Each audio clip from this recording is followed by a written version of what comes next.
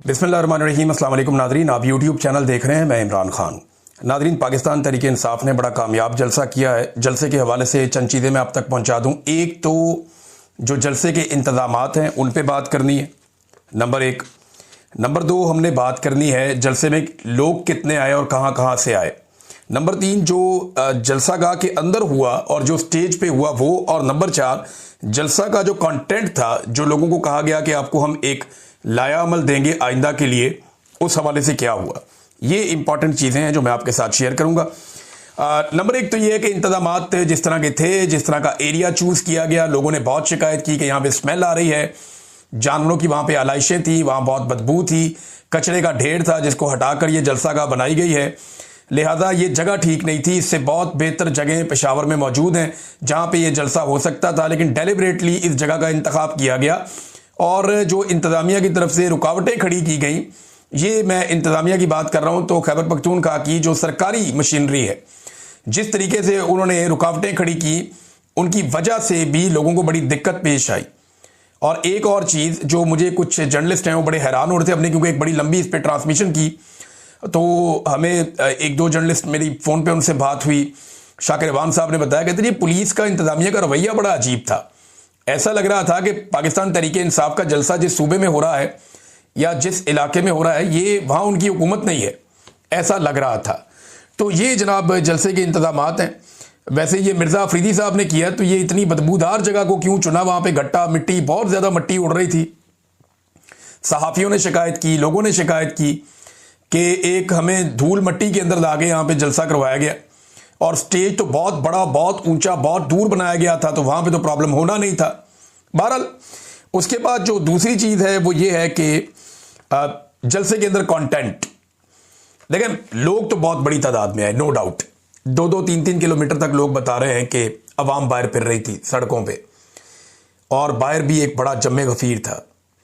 ये मैं कहूँ कि ये पाकिस्तान तहरीक इंसाफ का सबसे बड़ा जलसा था तो नहीं था, ये मैं कहूँ कि ये पेशावर का सबसे बड़ा जलसा था तो नहीं था, लेकिन ये मैं कहूँ कि ये जलसा तगड़ा था, ये बिल्कुल ठीक है।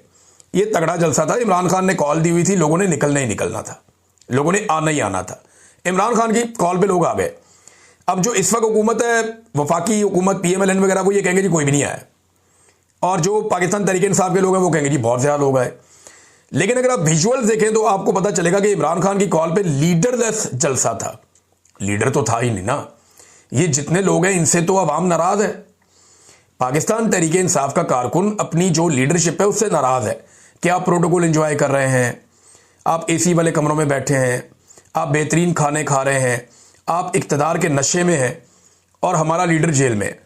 तो लोग इनसे नाराज हैं। लेकिन इस नाराजगी के बावजूद लोग आए, लोगों ने इनको बर्दाश्त भी किया, लोगों ने इनको सुना भी, सिर्फ इमरान खान के मुंह को कि जनाब इमरान खान कह रहा है। गुज़िश्ता रात जब जलसा होना था उससे एक रात पहले अलीमा खानम गई थी वहाँ स्टेज पे, उन्होंने वो सारा देखा भी था। लेकिन अभी जब हमने देखा कि लोग तो बहुत बड़ी तादाद में पहुंचे, तमाम जर्नलिस्ट हैं, उन्होंने ये रिपोर्ट किया।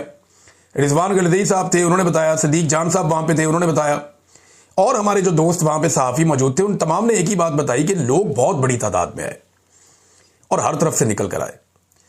यानी अटक के अंदर जितना जुल्म किया गया मेजर ताहिर सादिक साहब के साथ, उनकी बेटी एक बहुत बड़ा काफिला लेकर इसके बावजूद निकली अटक से, और वो गई।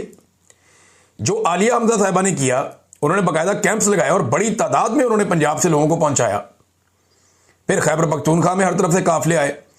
तो एक तो ये बात मैं आपको कंफर्म कर देता हूं जो सहाफियों ने बताई कि जितने लोग भी जलसा गाह के लिए निकले, उनमें से बहुत सारे लोग जलसा गाह तक पहुंचे ही नहीं, जलसा गाह के अंदर भी नहीं गए, क्योंकि मगरिब के वक्त जलसा गाह फुल हो गई थी। और इसी वक्त अली अमीन गंडापुर साहब की एंट्री हुई और गंडापुर साहब आ गए जलसा गाह में। अब मामला यह है कि जलसे का कंटेंट क्या था, लोग आए क्यों थे। 3-4 बड़े बड़े मामला चल रहे हैं ना इस वक्त। नंबर एक, जो पाकिस्तान तहरीक इंसाफ या आम पाकिस्तानियों के लिए कि इमरान खान जेल में है, उनका तो सबसे बड़ा मसला यह बना हुआ कि इमरान खान जेल में, उसको निकालो बाहर। यह मामला था। तो इसके लिए लाया अमल क्या होगा, आगे हिकमत अमली क्या है, आगे लाइन ऑफ एक्शन क्या है, ये बताना था। अली अमीन गंडापुर साहब ने वादा किया था, मैं ये बताऊंगा। नंबर एक तो ये चीज। दूसरी एक्सपेक्टेशन ये थी कि खैबर पख्तूनख्वा के अंदर जो एक मिलिट्री ऑपरेशन हो रहा है उसके खिलाफ कोई सॉलिड बात की जाएगी, बताया जाएगा कि मिलिट्री ऑपरेशन कहां हो रहा है, क्यों हो रहा है, इसको कैसे रोकना है, कोई लायामल दिया जाएगा और कोई अनाउंसमेंट खैबर पख्तूनख्वा की हुकूमत अवाम की मौजूदगी में करेगी। दूसरी ये चीज थी जिस पे बात होनी थी। फिर अदलिया के हवाले से बहुत सारे इश्यूज हैं, ह्यूमन राइट्स के इश्यूज हैं और डिफरेंट चीजें जिन पे बात होनी चाहिए थी। जलसा है ना। लेकिन हमने ये देखा कि गंडापुर साहब ने एक रात पहले ये क्लेम किया कि कल मैं सरप्राइज भी दूंगा और लोगों को लाइन ऑफ एक्शन भी दूंगा, यानी मैं बताऊंगा कि आगे करना क्या है। बाकायदा लोगों को वो मिलेगा कि जनाब अब आपने क्या करना है। लोग ये कह रहे थे ना कि आप हमें बताएं जनाब कि अब करना क्या है, हम तो आ गए हैं यहां पे, हम तो बार बार आ जाते हैं, लेकिन जो हमें एक बताया जाना चाहिए कि फ्यूचर में करना क्या है और किस तरीके से हमने आगे बढ़ना है और इमरान खान को बाहर कैसे निकालना है, तो वो हमें बताएं। तो ये चीजें नहीं हुई जलसे में। मैं खास तौर पे गंडापुर साहब के लेवल पे बात कर रहा हूं, वो इसलिए कर रहा हूं कि उनसे तवक्को थी ना। जिस वक्त गंडापुर साहब पहुंचे उस वक्त जलसा अपने पीक पे था, यानी पंडाल के अंदर सबसे ज्यादा आवाम उस वक्त मौजूद थी।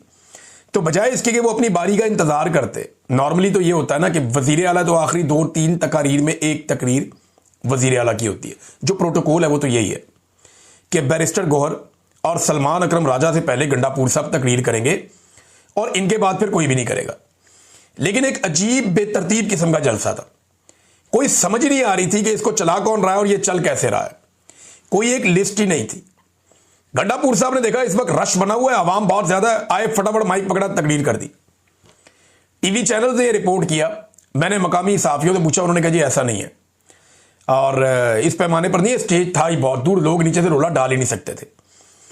गंडापुर साहब ने 5 से 6 मिनट के बीच में एक तकरीर की, लेकिन इस पूरी तकरीर में कोई लाइन ऑफ एक्शन नहीं था, इस पूरी तकरीर में कोई लाया अमल नहीं था, इस पूरी तकरीर के अंदर कोई सरप्राइज नहीं था जो उन्होंने वादा किया। गंडापुर साहब हमेशा वादा कुछ और करते हैं, करते कुछ और है। पहले कहा डी चौक जा रहा हूं, निकल गए, फिर कहा डी चौक जा रहा हूं, गोलियां खाऊंगा, वहां पे मर जाऊंगा और मेरा जनाजा पढ़ा देना, अगर मेरी लाश ना मिले तो गायबाना नमाज जनाजा पढ़ा देना, फिर निकल गए, भाग गए वहां से। और अब उन्होंने रात को कहा कि जनाब मैं कल सरप्राइज देने जा रहा हूं, कोई सरप्राइज नहीं दिया, ना कोई लायामल दिया गंडापुर ने।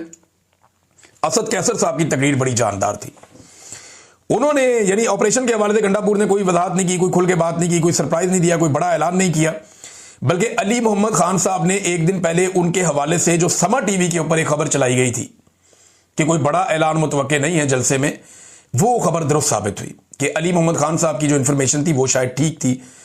और एक चीज हुई कि आर्मी चीफ से दरखास्त की है इमरान खान साहब का मसला हल करने की गंडापुर ने। अब एस्टेब्लिशमेंट के खिलाफ इमरान खान साहब कुर्बानी दे रहे हैं, इनकलाब ला रहे हैं, वो कह रहे हैं मैं मर जाऊंगा, मैं इनके आगे नहीं झुकूंगा। और गंडापुर साहब उसी आर्मी चीफ से दरखास्त कर रहे हैं कि मेहरबानी करके इमरान खान साहब का मसला हल करें, हम 24 करोड़ लोग आपकी फौज बन जाएंगे, हम कुर्बानी देंगे। अब ये गंडापुर साहब ने अगर ये मिन्नत तरलाई करना था तो ये जाके वहां पे GHQ में कर लेते या किसी मीटिंग में कर लेते।